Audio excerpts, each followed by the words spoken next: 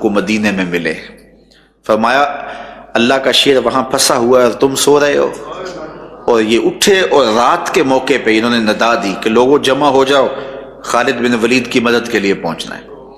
تو راتوں رات لشکر تیار ہوا اور حضرت خالد بن ولید کے لیے روانہ ہوا. راستے کے اندر انہوں نے دیکھا کہ لشکر کے قریب سے ایک نقاب پوش گزرا ہے. تو حضرت ابو عبیدہ نے کہا کہ اس کو پکڑو، لیکن وہ پکڑا ہی نہیں دے رہا تھا. تو کہا تجھے واسطہ رسول اللہ کا، رک جا. تو وہ رک گیا. تو حضرت خالد بن ولید حضرت ابو عبیدہ نے پوچھا تو کون ہے؟ کہا کہ میں خالد بن ولید کی بیوی ہوں. تو کہا کہ تو اس وقت کہاں جا رہی ہے؟ ہم مر تو نہیں گئے، ہم جا رہے ہیں. کہا کہ نہیں، بات اور ہے. جب یہ اعلان ہوا نا کہ اللہ کے اس شیر پر مصیبت آ گئی ہے، تو میں نے سوچا کہ کبھی وہ تو کسی جنگ میں ہارا نہیں، ہوا کیا؟ تو میں نے غور کیا تو وہ ٹوپی، جس ٹوپی میں حضور کے منہ مبارک سیے ہوئے ہیں اور وہ سر پہ پہن کے لڑائی کرتے ہیں، وہ گھر رہ گئی تھی. تو میں ان کو وہ امانت دینے جا رہی ہوں. ادھر حضرت خالد بن ولید رضی اللہ تعالی عنہ جو ہے وہ لڑ رہے ہیں کہ اچانک انہوں نے دیکھا کہ ایک نقاب پوش سوار ہے اور تلوار سے حملہ کرتا ہے، اور جدھر جاتا ہے لوگ ہٹتے چلے جاتے ہیں، کوئی اس کی تاب نہیں لا سکتا. تو انہوں نے گھوڑے کو ایڑ لگائی، اس کے قریب ہو کے کہا کہ اے جوان مرد، تم کون ہو کہ تمہاری تلوار کی کوئی تاب نہیں لا رہا؟ تو انہوں نے نقاب الٹ کے کہا تم جانتے نہیں ہو میں ام تمیم تمہاری بیوی ہوں، اور میں تمہیں رسول اللہ کے بالوں والی ٹوپی دینے آئی ہوں. اور حضرت خالد بن ولید نے وہ ٹوپی پہنی تو اللہ نے اسی دن فتح عطا فرمائی. یہ راستہ حضرت خالد بن ولید رضی اللہ تعالی عنہ کی فتح کا.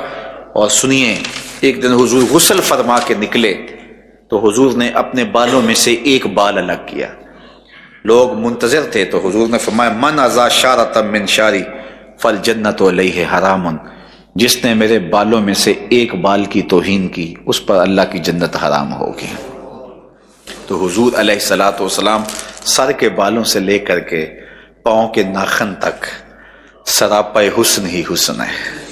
اعظم چشتی مرحوم کہا کرتے تھے کہ سمجھا نہیں ہنوز میرا عشق بے ثبات، تو کائنات حسن ہے یا حسن کائنات؟ ابھی تک میں یہ نہیں سمجھ پایا تو کائنات حسن ہے یا حسن کائنات.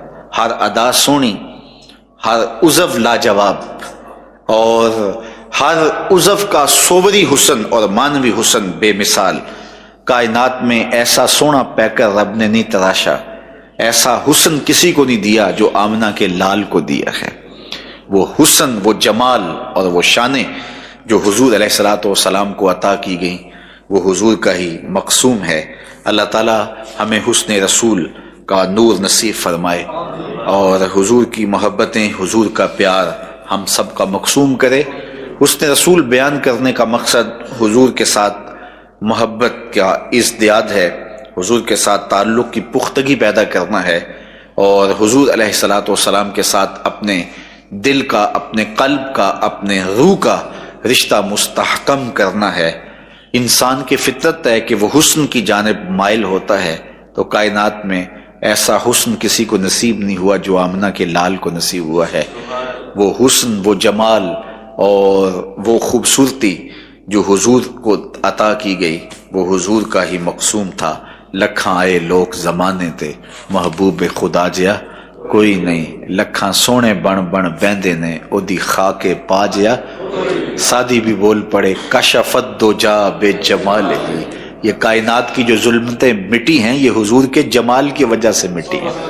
اگر وہ جمال نہ ہوتا تو کائنات پہ اندھیرا ہی ہوتا. تو کائنات کے اوپر جتنی بھی روشنیاں پھیلی ہیں یہ آمنہ کے لال کے حسن کے صدقے ہیں. میں کہتا ہوں رات کو اندھیرا ملا ہے تو حضور کی زلفوں کا صدقہ، اور دن کو سویرا ملا ہے تو حضور کے چہرے کا صدقہ. یہ سارے صدقے تو میرے حضور کے ہیں نا. یہ ساری روشنیاں تو انہی کی پیشانی سے پھوٹی ہیں اور سارے اجالے تو انہی کے رخساروں سے پھوٹے ہیں. کائنات کی جبیں کائنات کا رخسار تابندہ ہے تو رخسار رسول کی زکوٰۃ ہے. اللہ ہمیں حضور علیہ السلام کی محبت نصیب فرمائے. اب آپ چاہ رہے ہوں گے کہ حضرت ام معبد کا ذکر بھی کیا جائے، اور وہ خاتون جس نے حضور نبی رحمت صلی اللہ علیہ وآلہ وسلم کے حسن کو بیان کیا اور اتنی خوبصورتی سے کیا کہ زمانہ دیکھتا رہ گیا. انشاءاللہ اس پر بھی اللہ نے چاہا تو کبھی بات ہوگی. اللہ مجھے آپ کو اپنی رحمتوں کے سائے میں رکھے، دنیا آخرت کی بہتری نصیب فرمائے. مکھ چند بدرشا شانی، متھے چمک دی لاٹ نورانی، کالی زلف تے اکھ مخمور رکھی ہن مد بریاں. بلکہ بیسا فرماتے ہیں لاہو مخ تھی مخطط برد یمن، لاہو مخ تھی مخطط برد یمن، من بھانوری شکل دکھاؤ سجن، او گالی مست الاؤ مٹھن جو ہمراہ وادی ہن کریاں. تو حضور کو اللہ نے وہ جمال دیا، بلکہ آگے چل کے بولے اس صورت نو میں جان آکھاں، جان آکھاں کے جانے جہاں آکھاں، سچ آکھاں تے رب دی میں شان آکھاں جس شان تو شانہ. اور پھر بے ساختہ ہو کے پکارنے لگے سبحان اللہ ما اجمل کا ما احسن کا ما اکمل کا، کتھے مہر علی کتھے تیری ثنا، گستاخ اکھیاں کتھے جا اڑیاں. اللہ ہمیں حضور کی دیوانگی، حضور کا پیار، حضور کی محبت نصیب فرمائے.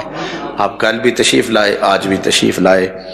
جو چیزیں ریکارڈ ہو گئیں ان میں سے ہو سکتا ہے کہ کوئی چیزیں لوگوں تک پہنچ بھی جائیں، اور یہ اب اس ٹیم کی محنت ہے کہ اس کو کس طرح منظم کرتی ہے. چونکہ میں اپنی علالت طبع کی وجہ سے مرتب اور منظم گفتگو اس عنوان سے نہیں کر سکا، اور اس گفتگو کا ایک اپنا حق ہے، اور مجھے طبیعت کی ناسازی کی وجہ سے میرے اوپر بوجھ بھی رہا کہ میری طبیعت کی ناسازی کی وجہ سے اس گفتگو کا حق ادا ہو نہیں پا رہا. لیکن پھر بھی چند باتیں جو آپ کے سامنے کی اللہ انہیں قبول فرمائے، اور حضور کے حسن